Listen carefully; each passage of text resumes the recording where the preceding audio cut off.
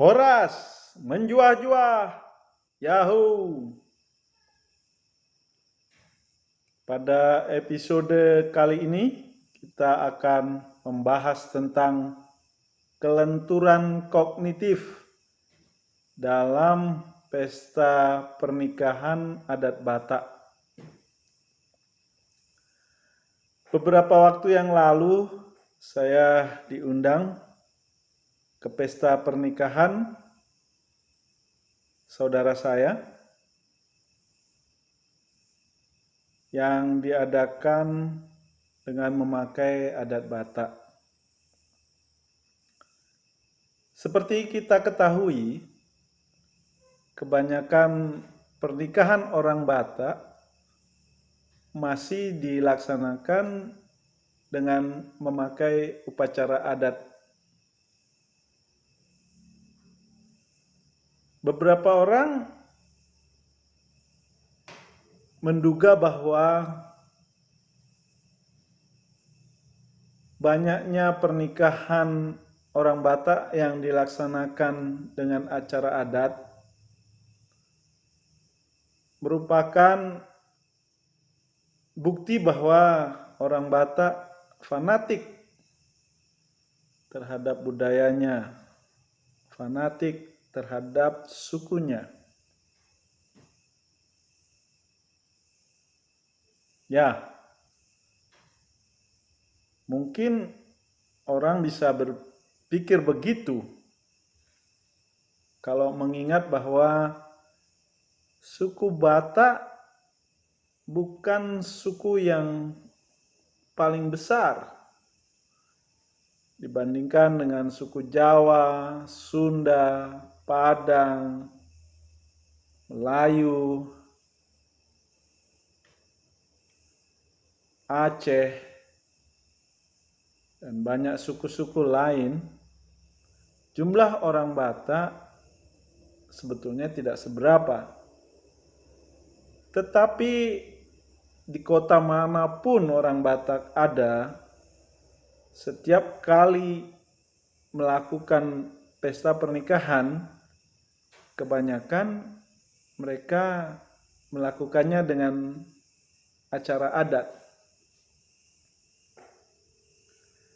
Tetapi benarkah ini disebabkan oleh kefanatikan orang Batak terhadap budayanya, terhadap sukunya? Ternyata tidak. Orang Batak bukanlah orang yang fanatik, melainkan sangat lentur. Orang yang fanatik tidak bisa menerima pemikiran orang lain, tidak bisa menerima budaya yang lain masuk di dalam budayanya. Tetapi sebagaimana nanti akan kita lihat untuk selanjutnya, budaya Batak justru sangat lentur dan bisa menerima unsur-unsur budaya lain masuk di dalamnya. Sebagaimana yang akan kita lihat nanti, masuknya unsur-unsur budaya lain di dalam budaya Batak menunjukkan bahwa orang Batak memiliki kelenturan kognitif yang sangat tinggi dan bukan orang yang fanatik. Orang yang fanatik memiliki kekakuan kognitif atau cognitive rigidity, sedangkan orang Batak memiliki kelenturan kognitif atau cognitive flexibility yang memungkinkan orang Batak mempertimbangkan unsur-unsur budaya lain, kemudian menyerapnya masuk di dalam budaya Batak itu sendiri. Karena channel ini adalah channel pembelajaran transformasional, saya tidak akan membahas dari sisi musik, atau dari sisi keindahan suara, itu akan menjadi bagian dari orang-orang yang mempunyai keahlian di bidang itu. Tetapi di sini saya hanya mau membicarakan dari sisi kognitif. Kelenturan kognitif adalah kemampuan pikiran untuk menyesuaikan diri dengan situasi, keadaan, kebutuhan, atau tantangan yang baru. Kelenturan kognitif juga berarti kemampuan untuk mengkombinasikan hal-hal yang ada menjadi sesuatu yang baru. Karena itu, kelenturan kognitif merupakan dasar bagi kreativitas. Orang yang memiliki kreativitas yang tinggi memiliki kelenturan kognitif yang sangat tinggi, sehingga dengan mudah menyesuaikan dengan situasi, keadaan, atau tantangan yang baru, dan dapat menggabungkan berbagai hal yang sudah ada menjadi sesuatu yang baru. Jadi kelenturan kognitif sangat diperlukan bagi kemajuan dan juga untuk kelangsungan hidup. Menurut pengamatan saya, kelenturan kognitif dapat berkembang dengan baik di lingkungan pembelajaran yang dialogis dan partisipatif, di mana para peserta pembelajaran berdialog, berdiskusi, bertukar pikiran, saling menantang ide-ide dan pemikiran dengan peserta yang lain. Dalam lingkungan seperti itu, para peserta pembelajaran terbiasa untuk menantang atau mempertanyakan ide-idenya sendiri dan mencoba untuk menyesuaikan dengan memanfaatkan ide-ide dari para peserta yang lain, sehingga dia dapat mengembangkan pemikiran yang baru. Sebaliknya, di lingkungan pembelajaran yang monolog, pembelajar dijejali dengan ide-ide dari pengajar dan dipaksa untuk menerima ide yang mungkin tidak sesuai dengan pemikirannya. Pembelajar hanya dipaksa untuk menghafalkan fakta-fakta atau informasi yang diberikan oleh pengajar. Karena itu, orang-orang yang berada di lingkungan pembelajaran yang monolog cenderung memiliki kekakuan kognitif atau cognitive rigidity, dan cenderung untuk berkembang menjadi orang yang fanatik. Sebagaimana sudah kita katakan, bahwa orang Batak itu memiliki kelenturan kognitif. Itulah sebabnya mereka bisa survive di tengah-tengah pengaruh budaya yang lebih besar. Sebab budaya Batak menyerap, ya, tidak melawan, tetapi menyerap budaya-budaya yang lain itu masuk di dalam budayanya. Kelenturan kognitif inilah yang membuat orang Batak bisa menyesuaikan diri di mana saja.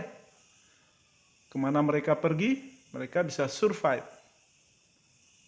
Mereka bisa bertahan hidup, bahkan banyak yang berhasil di tempat perantauannya. Itulah sebabnya orang Batak banyak merantau kemana-mana. Kelenturan kognitif merupakan dasar bagi kreativitas. Nah, nanti akan kita lihat bagaimana seniman Batak berkreasi membuat unsur-unsur budaya lain masuk di dalam budayanya tanpa menghilangkan rasa kebatakan itu sendiri. Saya tidak bisa menjelaskan apa yang membuat acara adat itu tetap dirasakan sebagai budaya Batak. Tetapi yang jelas, setiap orang yang hadir di dalam acara itu bisa merasakan bahwa ini adalah budaya Batak. Inilah Batak. Nah, kita akan menyaksikan jalannya acara pernikahan adat Batak yang dilaksanakan beberapa waktu yang lalu. Dan kita akan menyaksikan bagaimana kelenturan kognitif itu memfasilitasi masuknya budaya yang lain di dalam budaya Batak itu tanpa menghilangkan rasa atau esensi dari budaya Batak itu sendiri.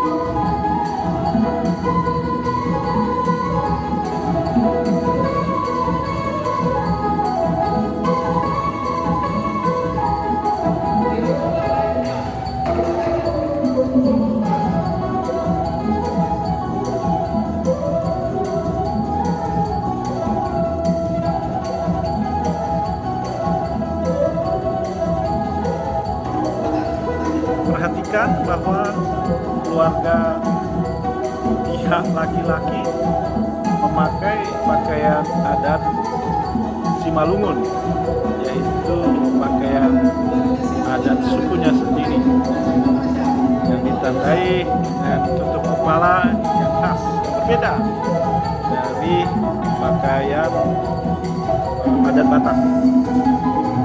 Sedangkan pihak perempuan memakai pakaian adat Batak.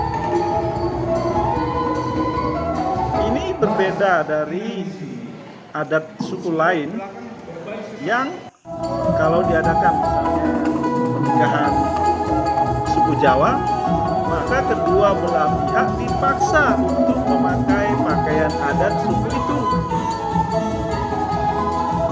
Sedangkan dalam pernikahan adat Batak, suku yang berbeda bisa tetap memakai pakaian adatnya sendiri.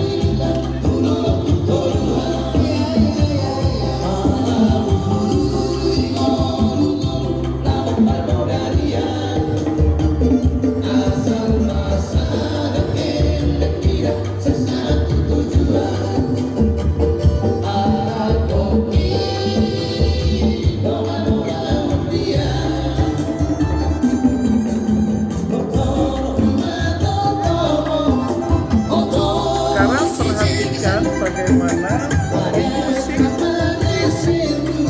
dan penyanyi melakukan transisi ke bahasa yang lain dengan sangat mulus. Tidak ada kekakuan di dalam transisi ke dalam bahasa yang lain.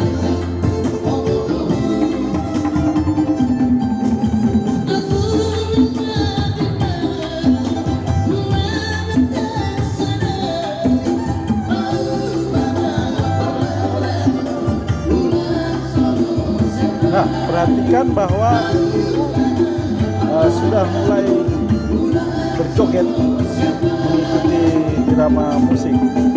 Ini salah satu ciri budaya Batak, di mana budaya Batak itu adalah partisipatif. Tarian Batak, tortor, bukan untuk dipertunjukkan, untuk dipertontonkan, tetapi untuk ditarikan bersama-sama. Jadi setiap orang aktif, terlibat di dalam tarian ini. Ini berbeda dengan tarian suku-suku yang lain, di mana tarian dalam suku-suku itu lebih banyak untuk dipertontonkan keindahannya, untuk dilihat bagaimana indahnya tarian itu. Tapi dalam tarian Batak itu yang penting adalah keterlibatan peserta di dalam tarian itu. Makanya pada masa pandemi ini sebetulnya sungguh merupakan siksaan bagi Bataknya tidak diperbolehkan menari dalam acara-acara pernikahan adat yang dilakukan.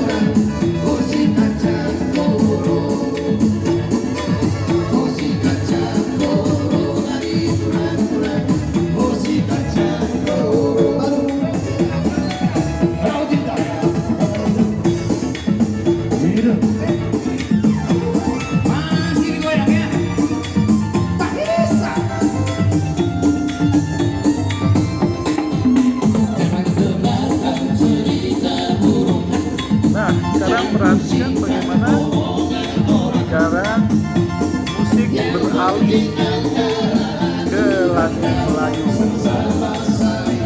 Peralihan ini bisa dikatakan berjalan terus, ada masalah.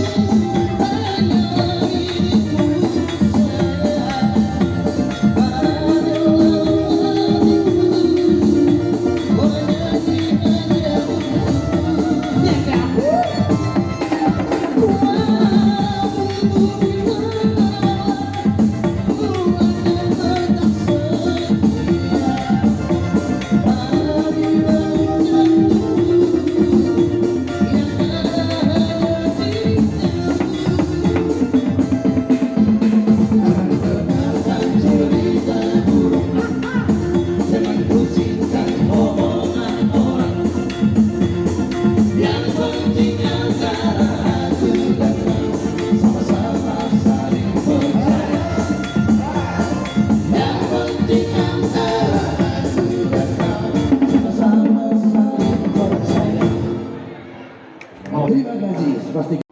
Napas usul.